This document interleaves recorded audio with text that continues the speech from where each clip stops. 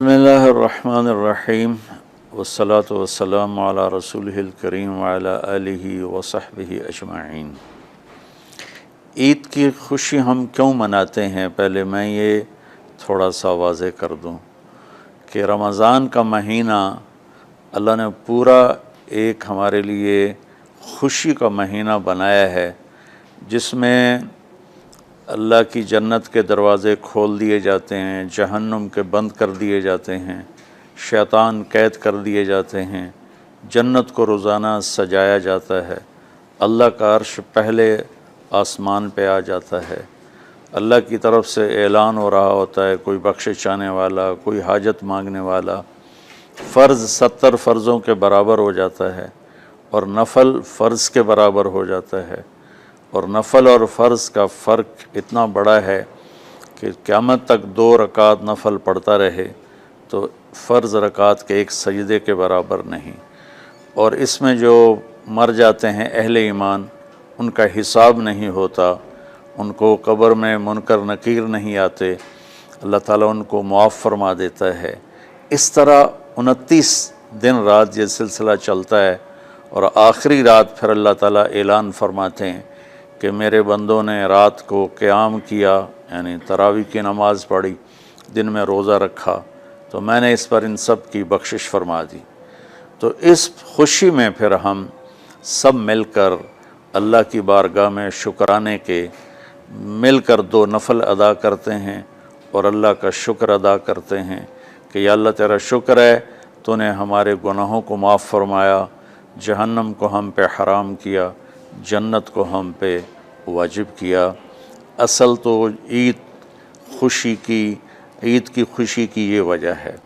باقی جو اداسیاں ہیں، ڈپریشنیں ہیں، اس کی وجہ آپس کی محبتوں کا کم ہو جانا ہے، اور دنیا کی ایسی دوڑ جس نے اپنے آپ کو بھی بھلا دیا ہے، اور آپس کی نفرتیں ہیں، اور آپس کے بغض حسد ہیں، ان منفی جذبوں نے ہماری خوشیوں کو دھندلا دیا ہے، ورنہ رمضان کا ہر لمحہ خوشی کے لیے ہے، اور عید اس کی پیک ہے، اور پوری زندگی اللہ راضی ہو رہا ہو تو خوشی ہی خوشی ہے۔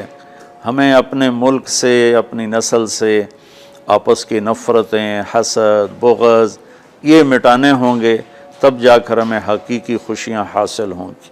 آپ عید کے لیے غسل فرماتے تھے اور اپنے کپڑوں میں سے اچھے کپڑے منتخب فرماتے تھے، اور فجر کی نماز کے بعد آپ اشراق نہیں پڑھتے تھے اس دن، باقی آپ کی ساری زندگی کا معمول تھا کہ فجر کے بعد آپ اشراق پڑھتے تھے، لیکن اس دن آپ اشراق نہیں پڑھتے تھے، غسل فرما کے پھر کچھ کھا کے، کوئی میٹھی چیز، کھجور ہی عام طور پر ہوتی تھی، کھجور کھا کے پھر آپ عیدگاہ کی طرف تشریف لے جاتے تھے، اور پہلے نماز پڑھاتے تھے، پھر خطبہ ہوتا تھا، اور اس کے بعد جس راستے سے آپ جاتے تھے اس راستے کو چھوڑ کر پھر اور راستے سے گھر واپس آتے تھے، پھر وفود سے ملاقات کرتے تھے، سرداروں سے، صحابہ سے ملاقات کرتے تھے، اس میں کچھ کھانوں کا اہتمام بھی ہوتا تھا۔ اس طرح ایک عام روٹین کی عید ہوتی تھی آپ کی، ملاقاتیں کرنا، کھانوں میں جانا، اور اچھے کپڑے پہننا، سب کو خوشی سے ملنا، یہ عید الفطر پر آپ کا یہ معمول تھا۔ اسلام جاوید بھائی 2 چیزوں کا مجموعہ ہے، ایک اللہ کا حق ہے جو عبادات کی شکل میں ہے، اور ایک اللہ کے بندوں کا حق ہے جو اخلاقیات اور معاملات اور معاشرت کی شکل میں ہے۔ یہ دونوں کمپلسری پیپر ہیں، دونوں لازمی پیپر ہیں، ان دونوں میں پاس ہونا ضروری ہے۔ میری نماز اچھی ہے لیکن میری دکان پہ جھوٹ ہے، تو نماز اس جھوٹ کی کمی کو پورا نہیں کر سکے گی۔ میری دکان پہ سچ ہے لیکن میں نماز نہیں پڑھتا، تو میرا یہ سچ بولنا میرے نماز کی کمی کو پورا نہیں کر سکتا۔ اللہ کے نبی نے دنیا سے جاتے ہوئے 2 لفظوں میں سارا دین بتا دیا تھا۔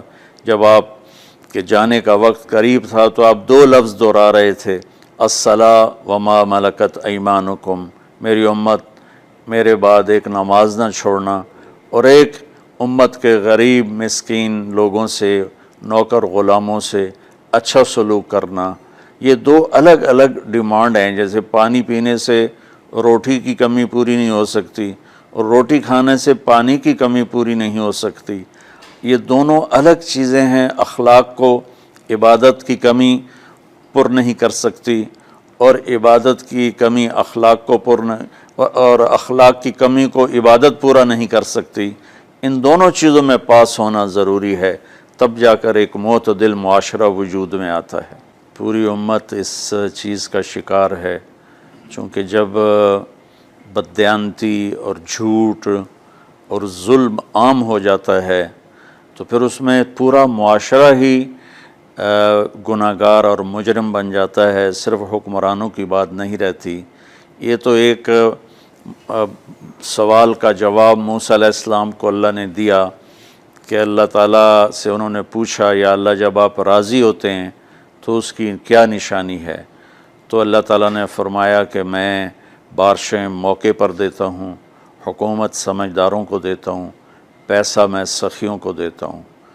تو پھر انہوں نے پوچھا جب آپ ناراض ہوتے ہیں تو اس کی کیا نشانی ہے؟ تو آپ نے فرمایا، اللہ تعالیٰ نے فرمایا کہ بارشیں بے موقع کرتا ہوں، حکومت نااہلوں کو دیتا ہوں، اور پیسہ میں بخیلوں کو دیتا ہوں۔ تو جب معاشرے میں عمومی بگاڑ پیدا ہوتا ہے تو اس کا اثر پھر اس شکل میں ظاہر ہوتا ہے، کبھی کسی اور شکل میں ظاہر ہوتا ہے۔ اس چیز کے مجرم نہ صرف حکمران ہیں، نہ صرف بخیل لوگ ہیں، بلکہ تمام طبقات امت کی اجتماعی کوتاہی میں یہ حالات اللہ کی طرف سے پیدا ہوتے ہیں۔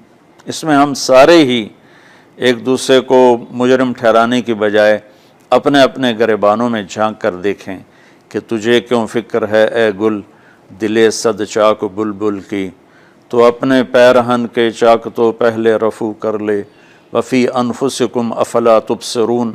ہر آدمی اپنے عیب دیکھے، اپنی کمیاں دیکھے اور انہیں دور کرنے کی وہ کوشش کرے، تو پھر ایک خوبصورت معاشرہ تشکیل پا سکتا ہے۔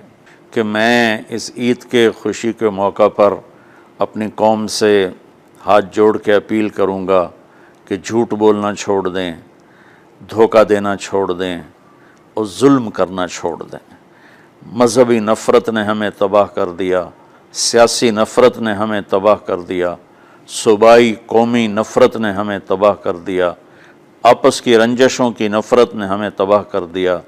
میں ساری قوم کے سامنے جھولی پھیلا کر چاروں صوبوں کے رہنے والوں سے اور ہر مکتب فکر سے متعلق اہل ایمان سے یہ درخواست کرتا ہوں کہ آئیں ہم سچائی کو اپنا ساتھی بنائیں اور دیانتداری سے اپنے آپ کو آراستہ کریں اور انصاف کا ساتھ دیں، نہ ظالم بنیں نہ ظالم کا ساتھ دیں۔ ایک حدیث سنا کے بات ختم کرتے ہیں۔ میرے نبی وضو فرما رہے تھے تو صحابہ آپ کے وضو کا پانی گرنے نہیں دے رہے تھے، نیچے سے لے کر کوئی پی رہا تھا، کوئی منہ پہ مل رہا تھا۔ تو آپ نے فرمایا ما یحملکم علی ھذا، یہ کیا کر رہے ہو؟ وہ کہنے لگے یا رسول اللہ، اللہ اس کے رسول کی محبت میں کر رہے ہیں۔ تو آپ نے فرمایا میں تمہیں بتاتا ہوں اللہ اس کے رسول سے محبت کرنے والا کون ہوتا ہے۔ فَلْيُسْتِقِ الْحَدِيثَ اِذَا حَدَّثَ، اللہ رسول سے محبت کرنے والا وہ ہوتا ہے جو ہمیشہ سچ بولتا ہے۔ فَلْيُؤَدِّ الْأَمَانَةَ اِذَا تُؤْمِنَ، جو ہمیشہ امانت داری سے کام لیتا ہے، کبھی دھوکہ فراڈ نہیں کرتا۔ فَلْيُحْسِنْ جِوَارَ مَنْ جَاوَرَهُ، اور جو ہمیشہ اپنے پڑوسیوں کے ساتھ اچھا سلوک کرتا ہے، پڑوسی اپنے ہوں، غیر ہوں، مسلم ہوں، نان مسلم ہوں، وہ ان کے ساتھ اچھا سلوک کرتا ہے۔ یہ تین نشانیاں ہیں عشق رسول کی۔ یہ تین باتیں میری قوم اپنا لے تو یہ اندھیرے اجالوں میں انشاءاللہ تبدیل ہو جائیں گی۔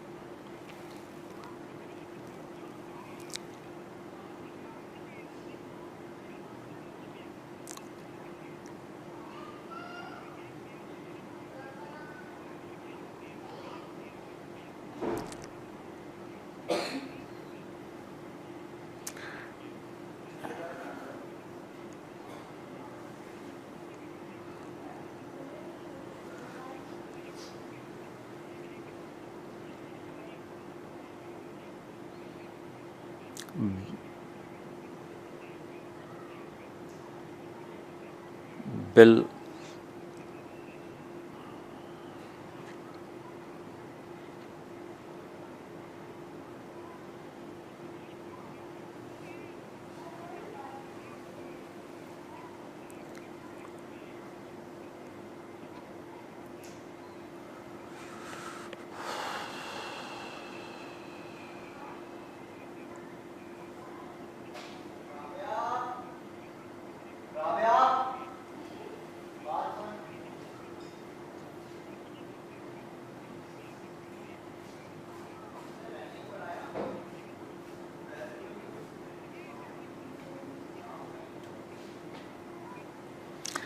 امید تو کبھی چھوڑنی نہیں چاہیے.